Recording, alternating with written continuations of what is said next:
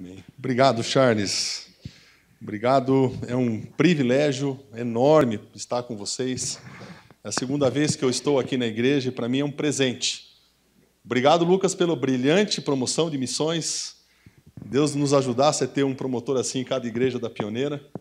Mas que Deus possa abençoar esse teu trabalho aí, que possa te encher dessa paixão por missões ao longo da tua vida, tá?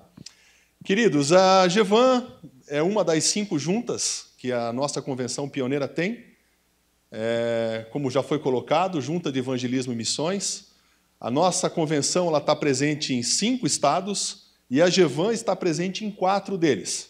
Nós temos vários campos que estão no Rio Grande do Sul, alguns em Santa Catarina, alguns outros no Paraná, e depois nós pulamos São Paulo e vamos ao Espírito Santo, onde também ali temos alguns campos da nossa junta. Talvez vocês fiquem pensando, puxa vida, né, da onde sai, né, o recurso para que essa obra toda seja sustentada? Lá no final, naquela porta, lá tem um cartaz, ali você pode olhar os nossos missionários espalhados ao longo desses 4 estados. Mas só para vocês terem uma ideia assim superficial, né, nós temos um orçamento mensal de R$120 mil.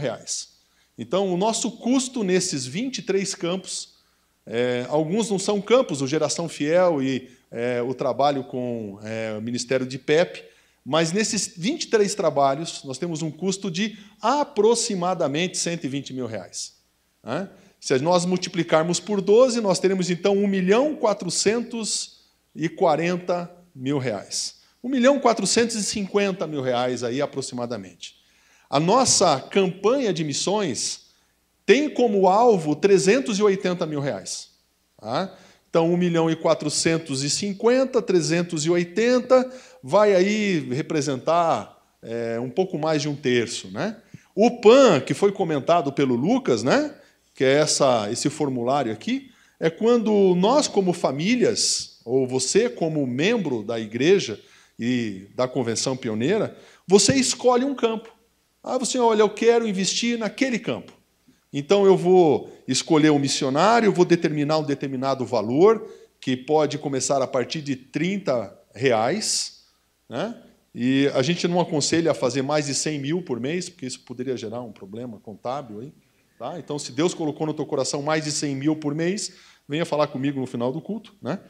Mas de R$30 acima, você pode escolher um campo e fazer uma oferta mensal. E o legal dessa ferramenta, eu acho que essa ferramenta é fantástica, porque ela é uma ferramenta que proporciona uma interação com o campo. Você vai receber uma carta do missionário, né? E nessa carta ele vai compartilhar contigo as lutas que ele tem tido no campo, as vitórias que ele tem tido no campo, os pedidos de oração. Né? E ali você está olhando naquilo, você veja, puxa vida, está tendo um estudo bíblico, está tendo um pequeno grupo multiplicador, pessoas estão frequentando, pessoas estão sendo tocadas pela palavra de Deus, pessoas estão sendo transformadas e eu estou fazendo parte disso. Eu estou orando de maneira específica por um trabalho. Alguns dos nossos missionários, e nós estamos incentivando todos a fazerem, eles criam um grupo de WhatsApp, mas não um grupo como esses que a gente tem, é um grupo de transmissão, onde ele te manda notícias pelo grupo semanalmente, às vezes pedindo para você orar por algo específico. Nós temos que usar a tecnologia a nosso favor. Né? O PAN, nós temos um alvo de chegar aí em torno de R$360 mil no ano. Nós estamos bem aquém disso, infelizmente. Né? E eu, como sou um empresário, trabalho com vendas, na minha cabeça funciona muito como uma calculadora, eu fico pensando assim, puxa, nós somos em torno de 10 mil membros da Pioneira. Um pouco menos do que isso, mas para arredondar o cálculo, vamos pensar em 10 mil membros. Se nós somos em famílias de 4 pessoas, que seria uma média, né? Então nós somos em 2.500 famílias. Se cada família doasse uma pizza por mês, né? Uma pizza custa entre R$50 e R$60, né? Puxa vida, nós temos todo o orçamento da GEVAN com uma pizza por família por mês. Mas é claro que a coisa não funciona assim. Né? E o meu objetivo aqui hoje não é trabalhar para que você abra a sua carteira. Não é isso. Mas é para que você abra o seu coração. Esse é o principal objetivo, né? Além disso, além da oferta, além do PAN, nós temos os convênios. Aí entra o convênio com MASA, entra o convênio com Junta de Missões Nacionais, entra o convênio com igrejas. Essa igreja, ela tem nos abençoado e tem sido ferramenta nas mãos de Deus em 2 campos. Ela tem investido em Santa Felicidade e tem investido em Joinville. Nós temos sido parceiros nesse trabalho, né? Então, isso é gratificante. Eu quero trazer a palavra da Gevan de reconhecimento e de gratidão por a igreja ter essa visão e estar investindo dessa forma. A nossa campanha, como foi colocada pelo Lucas, ela te estimula a fazer uma pergunta para você mesmo, né? Ela não te estimula a fazer uma pergunta para o outro. Não é cutucar o outro que está do lado e falar, qual é a tua parte no reino? Não. Ela estimula você a perguntar para você mesmo, qual é a minha parte no reino? E o texto que nós temos usado como divisa não está ali, mas é Mateus 13:3, que diz que o semeador saiu a semear. E eu, como não sou pastor, eu sou agrônomo, para mim fica bem tranquilo de falar desse tema, né? Falar de semeadura, de semente, até porque na minha área profissional eu sou vendedor de semente, né? Mas hoje eu não vou falar sobre esse texto. Nós conhecemos a parábola do semeador, né? Vocês lembram lá de Mateus 13 que fala que o semeador saiu a semear e ele semeia parte da semente que cai à beira do caminho, parte da semente cai entre as pedras, parte da semente cai entre as ervas daninhas e parte da semente cai em solo bom. Eu, como vendedor de semente, eu fico pensando assim, mas por que Deus nos estimula a jogar semente em um solo que a gente sabe previamente que não vai dar fruto? Jogar numa estrada, né, num solo compactado, cheio de pedra, né? Mas, querido, você não conhece o coração humano. Você não sabe aonde a semente vai dar frutos. Mas, graças a Deus que hoje eu falo para uma plateia que eu quero crer, todos são solos bons. Todos já receberam essa palavra, já receberam essa semente, né? Essa semente já germinou e já existem frutos na vida de cada um. A palavra de Deus diz que alguns dão frutos a 30 por 1, outros a 60 por 1 e outros a 100 por 1.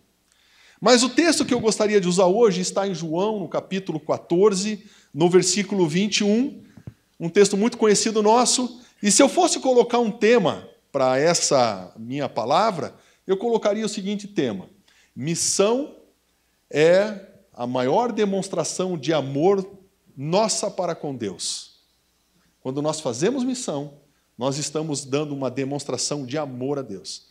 Muito bem, esse texto de João, capítulo 14, versículo 21, ele vai dizer o seguinte: Jesus está falando aqui. Ele diz, aquele que tem os meus mandamentos e os guarda, este é que me ama.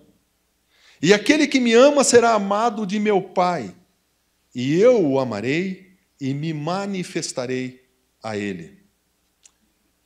Queridos, o que eu posso ver nesse texto num primeiro momento é que amor, ele não é medido, né? Embora que a gente não tenha a liberalidade dada por Deus de medir o amor das pessoas, mas o amor ele não é medido pelo que você fala, pelo que você canta, pelo aquilo que você defende, né? O amor ele é traduzido pelo que você vive. Quando a palavra coloca aqui, aquele que tem e guarda, para mim ela está dizendo assim, aquele que conhece e pratica. Eu sei qual é a vontade de Deus, e independente da minha vontade, eu vou colocar isso em prática. É isso que esse texto está me dizendo. Ele me diz que, se eu conheço e coloco em prática, então eu estou dizendo para Jesus, eu te amo. Se eu digo para Jesus, eu te amo, ele vai dizer para mim, então, Mário, se você me ama, porque você tem colocado em prática a tua palavra, o Pai te ama, eu te amo, e eu vou me manifestar na sua vida.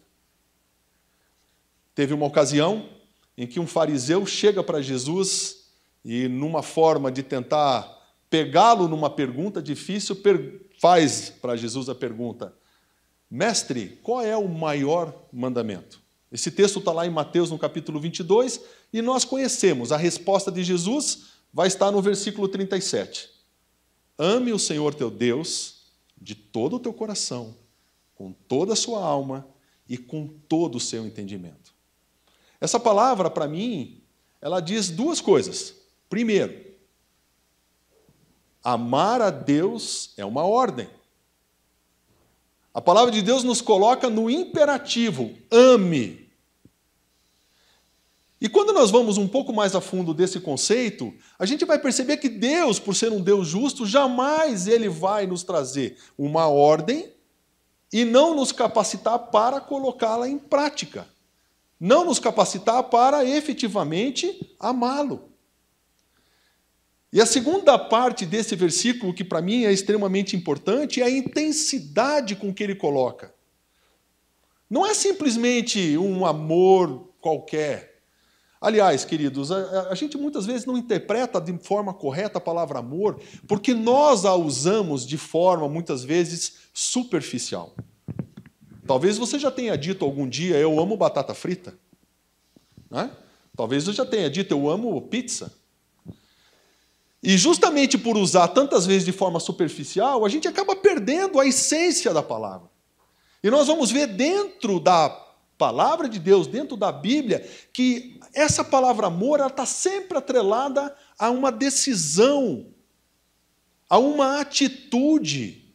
Quando a gente vai em 1 Coríntios capítulo 13, que é o capítulo do amor, você vai ver a partir do versículo 4, a palavra de Deus vai dizer que o amor é bondoso, ele é benigno, ele não se ufana em si mesmo, ele é verdadeiro. Ou seja, todas as faces do amor são decisões que você toma ou não. Muito bem, mas Mário, onde é que você quer chegar? Eu quero chegar no seguinte.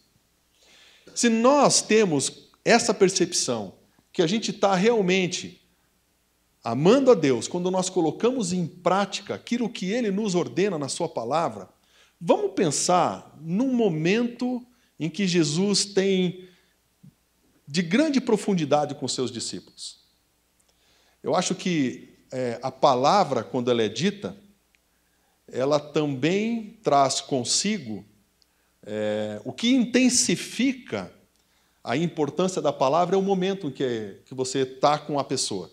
É diferente de alguém passar por você e te deixar uma palavra do que criar um momento, criar uma situação, trazer você, pedir para que você preste atenção e te colocar essa palavra. Jesus já havia sido crucificado, ele já havia sido já foi ressuscitado, crucificou, ressuscitou, e ele chega para os seus discípulos voltando, ele diz, olha, vão para um determinado local, que era um monte da Galileia. E lá ele diz, olha, talvez tenha sido a última palavra que Deus tenha colocado para aquele grupo de maneira presencial. Ele não gastaria aquele momento para falar de alguma coisa que não fosse realmente relevante para cada um de nós. E ele diz assim, esse texto está em Mateus 28, nós conhecemos, olha, toda a autoridade me foi dada no céu e na terra.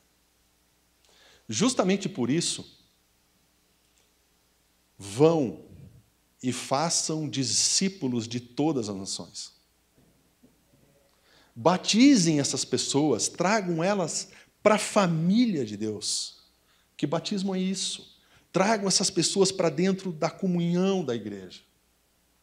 Ensinem essas pessoas tudo aquilo que eu ensinei para vocês ao longo desses dias. E não se esqueçam que vocês não vão estar sozinhos. No momento em que vocês falarem daquilo que eu fiz na vida de vocês, no momento em que vocês testemunharem daquilo que vocês viveram comigo e continuarão vivendo, lembrem-se, eu estou do lado de vocês.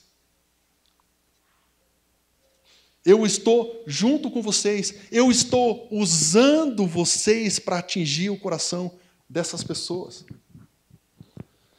Queridos, eu quando olho para a palavra de Deus, de Gênesis a Apocalipse, eu não consigo encontrar nada que seja tão relevante quanto essa palavra de Jesus, nesse momento tão único que ele tem com seus discípulos. E se nós entendermos que essa foi o grande propósito que ele coloca para as nossas vidas, será que nós podemos voltar para o texto que está em Mateus, no capítulo 22, no versículo 37, E nós podemos chegar diante de Jesus e dizer: Jesus, eu tenho realmente amado o Pai de todo o meu coração, de toda a minha alma e de todo o meu entendimento? Será que eu tenho vivido isso? Queridos, a gente tem que entender que vida com Deus não é uma vida de estar na igreja no final de semana. A vida com Deus não é uma vida de procurar seguir um código de ética, de seguir mandamentos e de não fazer o mal ao outro. Não, não é isso. O maior propósito de Deus, e eu quero arriscar aqui, talvez eu esteja errado, isso é da parte do Mário, tá? O único propósito que Deus tem nesse mundo é transformar vidas. O único propósito que Deus tem, ao meu ver, é transformar a vida de pecadores em adoradores, a começar pela tua. Quando Deus te usa para abençoar a vida de alguém, com um testemunho, com uma palavra, com um versículo, você está sendo transformado.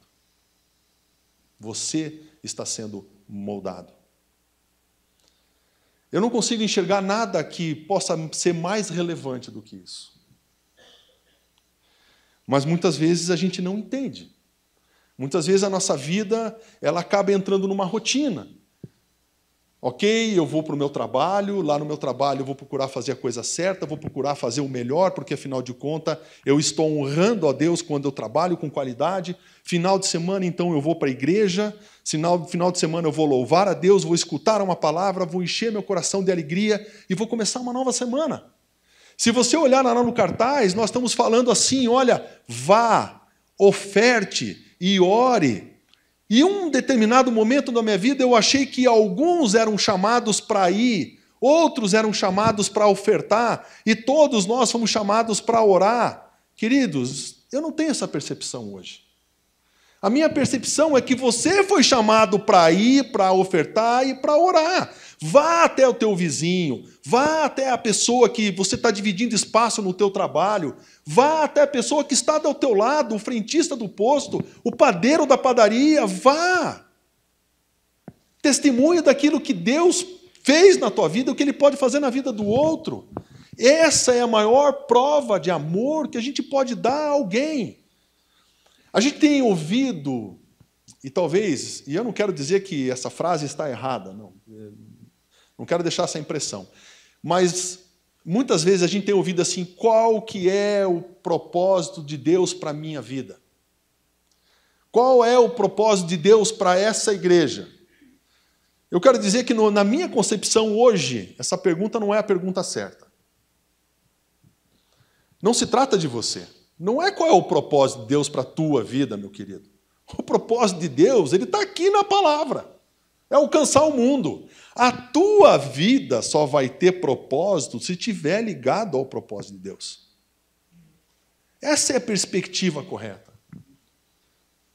Não é qual é o propósito de Deus para essa igreja. Aliás, Deus só tem uma igreja porque Ele tem um propósito. Nós, como igreja, temos que nos juntar a Deus naquilo que Ele já está fazendo.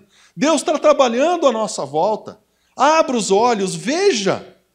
Quando alguém chega até você e fala assim, olha, eu estou vivendo uma crise no meu casamento. Olha, eu realmente acho que não tenho mais como continuar. Por que você acha que essa pessoa estava abrindo o coração para você? Use essa oportunidade. Fale do que Deus pode fazer na vida dela. Olha, pensa assim. Nós lemos um texto aqui sobre Abraão, certo? Lucas leu lá em Gênesis, capítulo 14, né? Muito bem.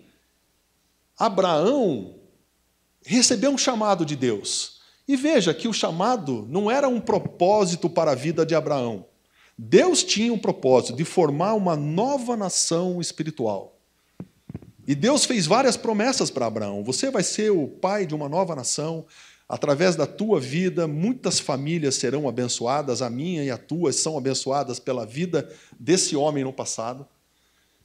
Aonde os teus pés pisarem, será a terra sua. E muitas dessas promessas ele não viu. A única coisa que Abraão fez, falou: ok, Senhor, eu vou atender o chamado, vá para uma terra que eu te mostrarei. Esse homem passou a maior parte da vida dele andando, peregrinando, e a maior parte das coisas aconteceram depois. Veja Moisés. Deus não chegou para Moisés na sarça ardente falando: Moisés, eu tenho um plano para a sua vida. Não. Deus falou: eu tenho um plano, libertar o meu povo da escravidão e levar para uma terra prometida, uma terra que mana leite e mel.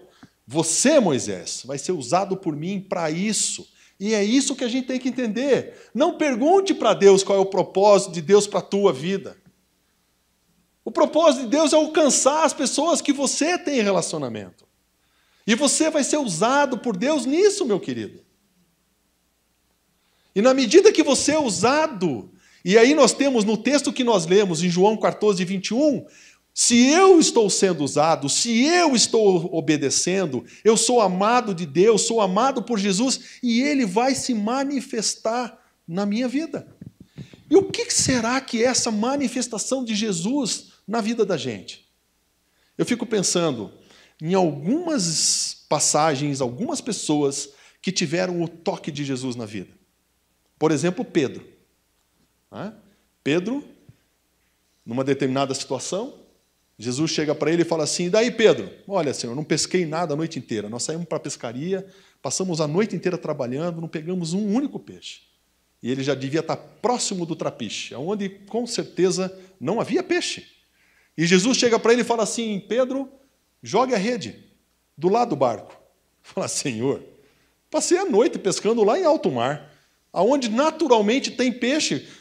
Jogar, mas sobre a tua palavra, sobre aquilo que o Senhor está me dizendo, eu vou jogar. E ele joga aquela rede. E aquela rede se enche de muitos peixes, a ponto dele não conseguir trazer aquela rede. Mas sabe o que me chama a atenção? Que quando ele tem essa experiência com Jesus, o natural de um pescador quando pega muito peixe, qual é? Principalmente de um pescador que vive da pesca. Eu pensando como homem de negócio, eu acho que eu estaria separando os peixes, fazendo os cálculos e colocando na banca para vender, né? O que Pedro diz para Jesus? Ah, Senhor, eu sou um homem pecador, afasta-te de mim. E Jesus chega para ele e fala assim: Pedro, tu vais se tornar um pescador de homens. Mudou a perspectiva da vida de Pedro. A mulher samaritana, ela vai até o poço no momento em que poucas pessoas estariam lá, porque era uma mulher que sofria muito preconceito por ser mulher, por ser samaritana e por ter a vida que ela tinha. Nós, conhecendo um pouco da história dessa mulher, podemos entender que ela colocava a esperança dela nos relacionamentos, né? E ela vai, e aí tem um homem lá no poço esperando por ela, que diz: olha, eu tenho uma água que se você beber, você nunca mais terá sede. No primeiro momento ela não entende, dali a pouco Jesus se revela a ela, e ela entende que ela está diante do Salvador do mundo. Interessante, queridos, que eu não vejo ela voltando com o balde. Não vejo. Eu vejo ela voltando com urgência, com pressa, para testemunhar para uma cidade que era a fonte do preconceito sobre a vida dela. E ela vai testemunhar aquelas pessoas e a salvação chega para aquele povo. Mudou a perspectiva da vida dela. A tua tem mudado? A minha perspectiva tem mudado? Eu quero dar um testemunho para vocês. Eu me converti em Santo Ângelo em 1995. E eu me converti naquele ano, não vou contar meu testemunho de conversão, porque ele é longo, mas foi mediante muita dor, muito sofrimento. Eu e minha esposa passamos por momentos bem difíceis. Mas, quando eu me converti, eu entreguei a minha vida a Cristo, eu trouxe debaixo do braço, eu trouxe um ídolo. Coloquei debaixo do braço o meu ídolo e vim. Então, e Deus não aceita ídolos. E Ele quebra os nossos ídolos. E o meu ídolo era o dinheiro. Eu, quando fui pela primeira vez à igreja, eu disse para Jaque, eu falei: Jaque, eu vou. Porque eu achei que aqueles dois lá, que foram os amigos que me convidaram, eu achei que eles eram inteligentes. Mas descobri que são crentes. Então, assim, para tirar a limpo se eles são realmente inteligentes, ou se o meu conceito de crente está errado, eu vou. Mas vou te dizer uma coisa, a minha carteira fica em casa.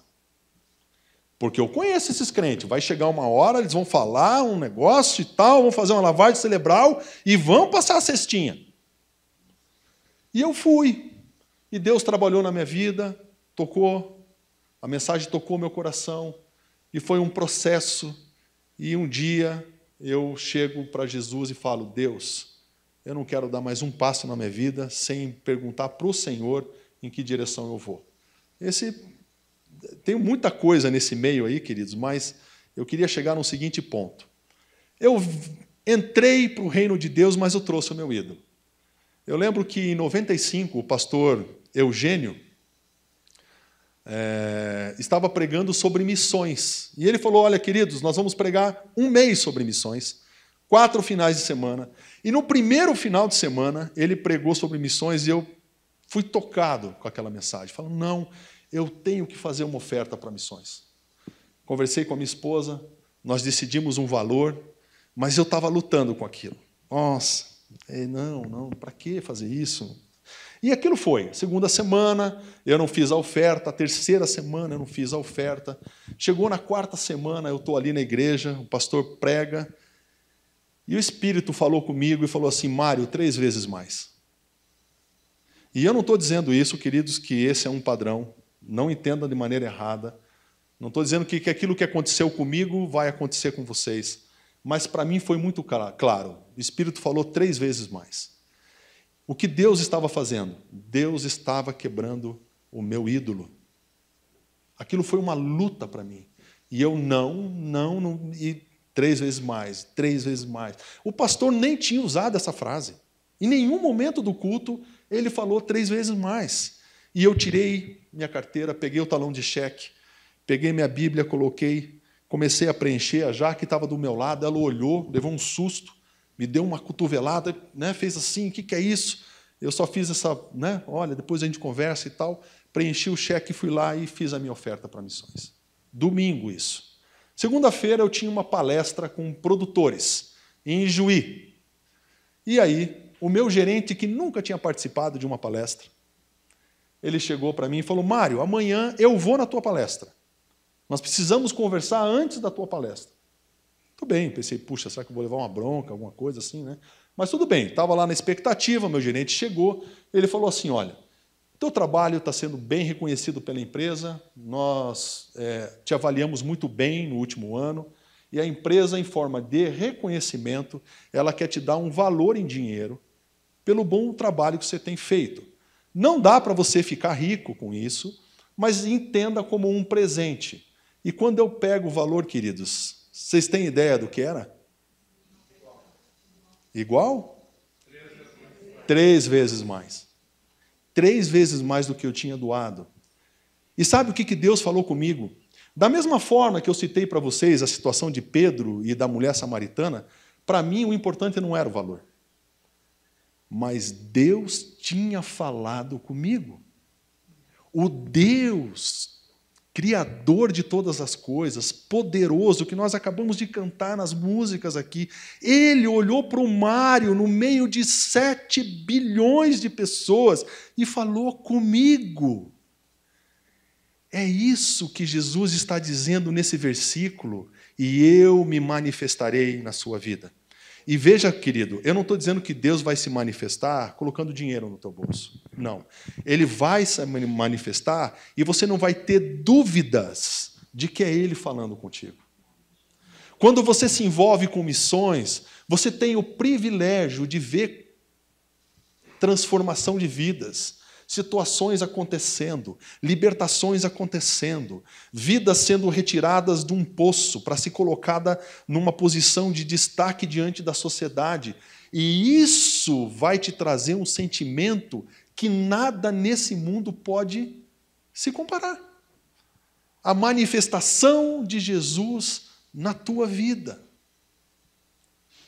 Querido, qual é a tua parte no reino? Será que hoje você pode chegar e dizer assim, Deus, eu estou vivendo isso, eu quero ser usado pelo Senhor, eu tenho começado o meu dia orando pelas pessoas que o Senhor tem colocado à minha volta, Eu tenho dobrado os meus joelhos e colocado, Deus, me coloque um campo aonde a convenção pioneira tem chegado. Eu quero fazer a minha oferta.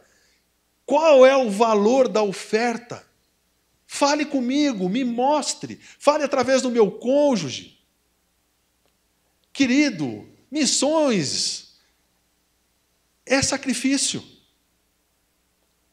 É quando você tira o tempo do teu lazer para criar um relacionamento com alguém.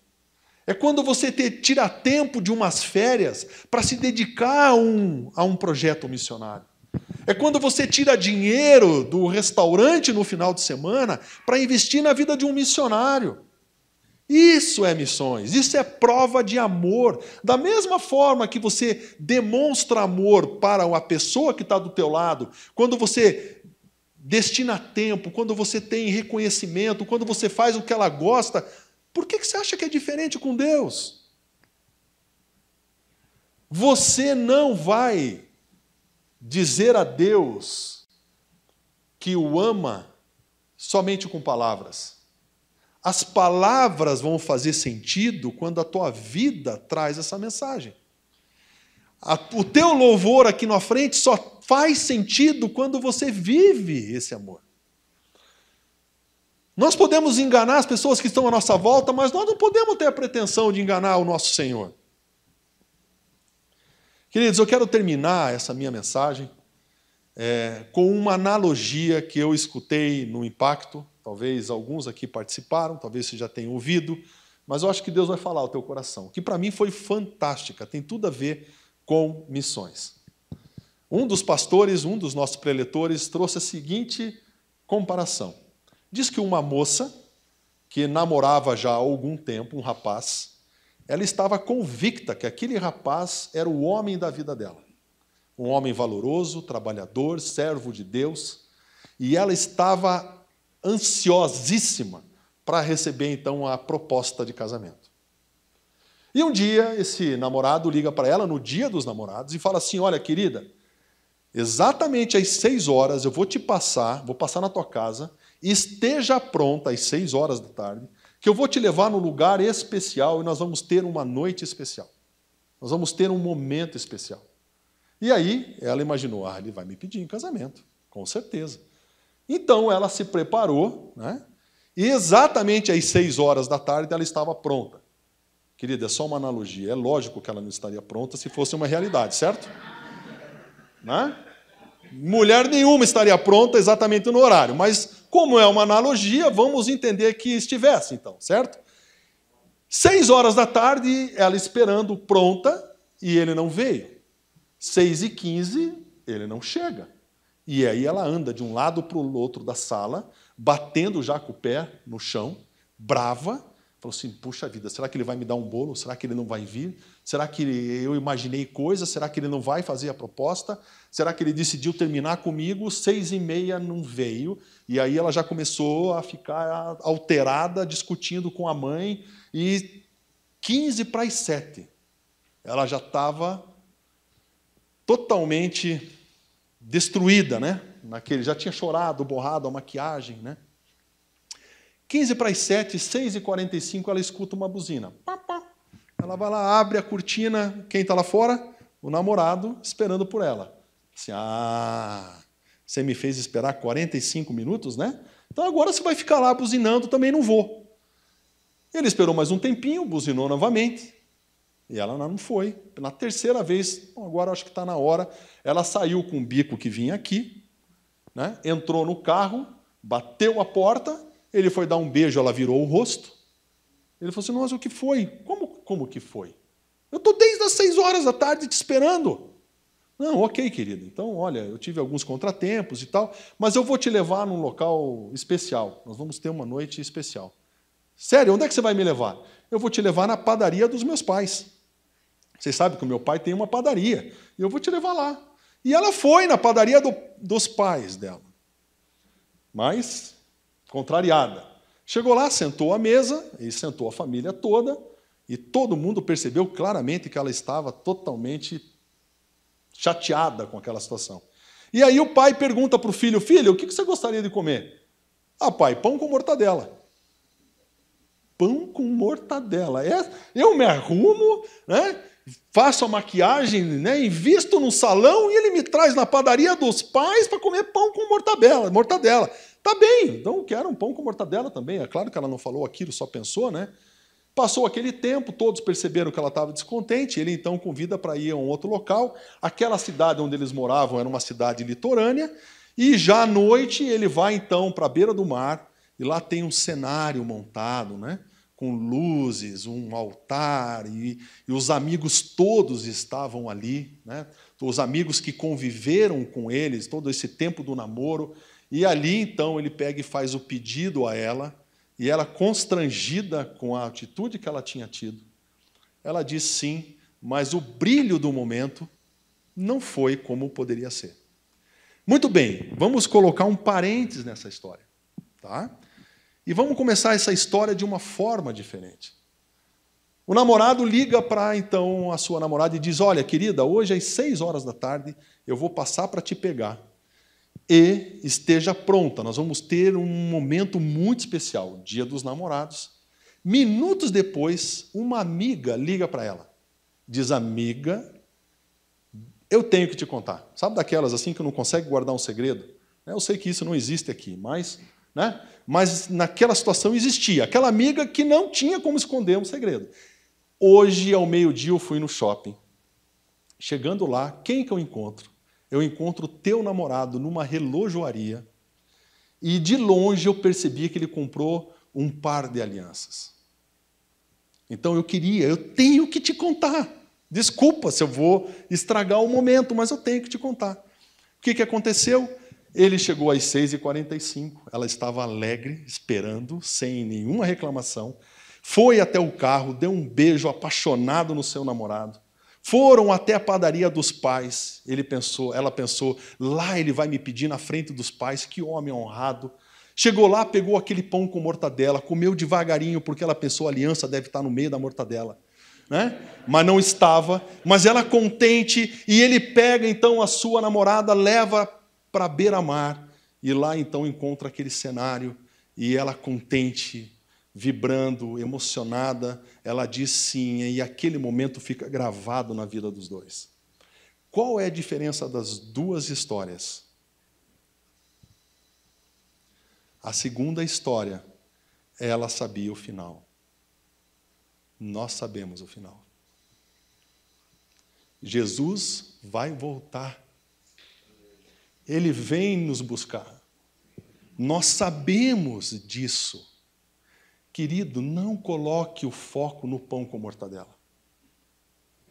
Não coloque o foco nos restaurantes que você tem frequentado. Não coloque o teu foco na pomposidade que esse mundo pode te oferecer, na roupa que você usa, no carro que você tem, na casa que você busca, no crescimento profissional que você pode ter. Isso tudo não é errado, isso tudo faz parte das nossas vidas, mas isso não é a essência. A essência é que lá no final do dia, quando tiver noite, nós vamos ter o nosso momento com o nosso Senhor. Nós sabemos o final, e isso faz toda a diferença de como você está vivendo o hoje. A única maneira que você tem de demonstrar amor para com Deus é um amor prático, não é com palavras, não é aquilo que você canta. O canto, o louvor, ele faz sentido quando você vive isso. O amor precisa ser prático. Qual é a tua parte no reino? Você pode... não, vou mudar. Você deve ir. Você deve ofertar. Você deve orar. Não existe um propósito maior que Deus tenha nos deixado de que alcançar aqueles que estão à nossa volta. Que Deus possa abençoar essa igreja, possa abençoar a tua vida e te usar de maneira tremenda para a honra e glória do nome dele. Vamos orar. Deus, eu quero te agradecer pelo privilégio de estar aqui. Quero te agradecer pelo privilégio de poder ser o porta-voz da tua mensagem hoje. E, Pai, eu peço que o Senhor possa fazer com que essa semente lançada possa frutificar e que nós possamos olhar para as nossas próprias vidas e entender qual que é a nossa parte, o que nós temos feito, o quanto temos realmente amado ao Senhor, o que temos feito com as pessoas que estão à nossa volta e que não te conhecem. O que temos feito, Senhor, dentro dos campos que o Senhor tem levantado dentro da nossa convenção. De que maneira eu tenho participado com os meus recursos, com a minha oração. Deus, nos desperte, nos levante, nos use, Pai, porque a nossa vida só terá propósito se estivermos participando do seu propósito. Eu te louvo e te agradeço, em nome de Jesus. Amém.